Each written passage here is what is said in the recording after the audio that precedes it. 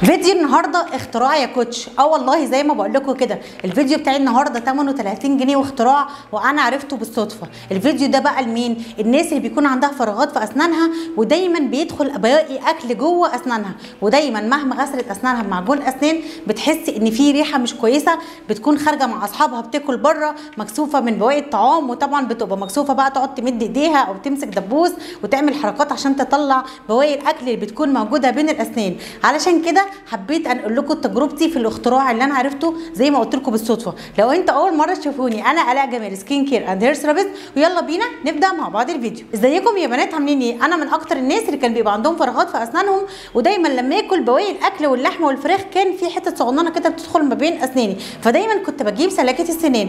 اخر مره بقى كنت نازله اجيب سلاكه السنان اللي انا متعوده عليها، لقيت السلاكه دي بالشكل ده كده، قلت طب ما اجيبها اجربها، مع ان لونها كده كان غريب، وفتحتها وكانت بقى المفاجاه السلاكه يا جماعه متعقمه وريحتها حلوه جدا.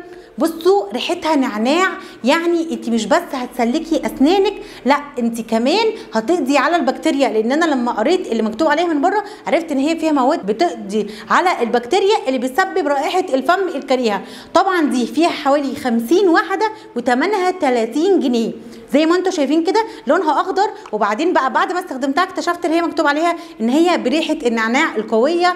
بجد يا جماعه مجرد ما بتمسكيها هتحطيها كده، بصوا اللمسه دي اصلا هتحسوا بنعناع في لسانكم، لسعين انتعاش. هتحطيها بقى ما بين الاماكن اللي فيها فراغات سواء ليكي او لاولادك او لجوزك، وتعملي كده وبعد كده هترميها. لساني والله في لسعه النعناع مجرد بس ان انا جربتها. طبعا الستيك الواحده بتبقى استخدام شخصي، يعني مش ينفع تستخدميها واولادك يستخدموها، هم فيهم بقى كتير. عودي الاولاد مجرد ما يستخدمها وخلاص يقوم رميها على طول. جربوها هتدعوا لي. ما تنسوش لو الفيديو عجبكم تعملوا لايك وشير علشان اكبر قدر من البنات تستفاد.